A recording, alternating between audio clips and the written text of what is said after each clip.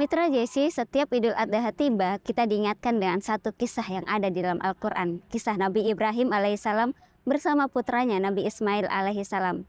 Keikhlasan Nabi Ibrahim yang mengorbankan putra tercintanya demi melaksanakan perintah Allah Subhanahu wa Ta'ala ini patut menjadi contoh bagi kita sebagai seorang Muslim.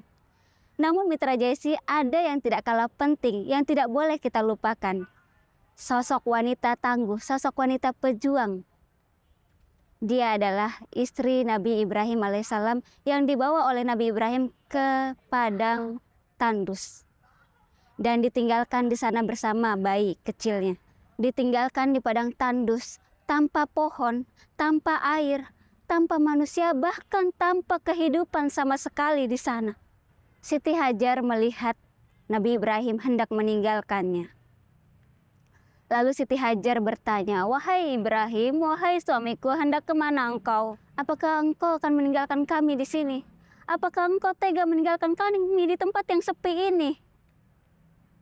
Nabi Ibrahim tidak menjawab pertanyaan istrinya. Melihat itu, Siti Hajar kembali bertanya, "Wahai Nabi Ibrahim, apakah ini perintah dari Allah?" Kemudian Nabi Ibrahim mengiyakan pertanyaan istrinya.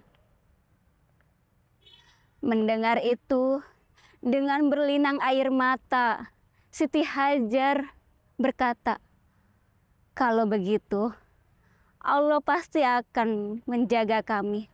Allah pasti tidak akan mensia-siakan kami. Allah pasti akan mengurus kami. Berangkatlah. Laksanakanlah perintah Allah Subhanahu wa Ta'ala." Nabi Ibrahim berjalan dan pergi meninggalkan Siti Hajar di tempat yang tidak berpenghuni itu. Di atas bukit yang jauh dari tempat Siti Hajar dan Nabi Ismail, Nabi Ibrahim menahan rasa sedih yang amat berat baginya meninggalkan anak dan istrinya di tempat itu. Di tempat yang gersang, tiada sumber makanan, bahkan tidak seseorang pun yang menemani mereka di sana. Di saat itulah Mitra Jesi, Nabi Ibrahim alaihissalam mengangkat kedua tangannya dan berdoa kepada Allah untuk keselamatan anak dan istrinya sebagaimana yang tertuang dalam surat Ibrahim ayat 37.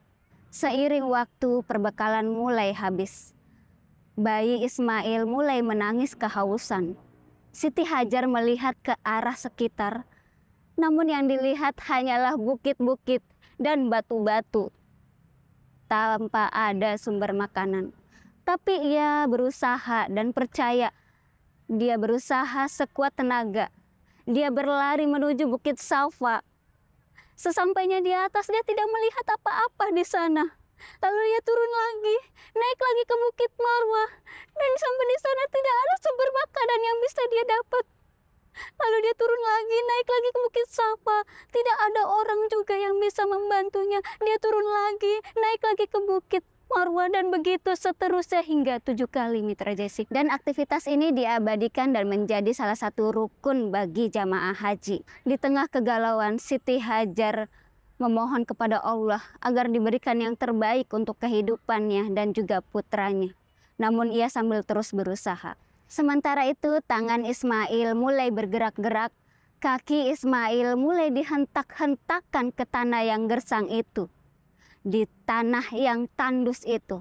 Namun Mitra Jesi, dengan pertolongan Allah, muncullah pancaran air dari jejak kaki Ismail. Melihat air tersebut, Siti Hajar mulai turun dari bukit dan menghampiri sumber air tersebut. Lalu ia katakan, "Zam-zam, zam-zam, zam-zam, berkumpullah, berkumpullah, berkumpullah dengan bahagia." Dia mengampulkan air itu.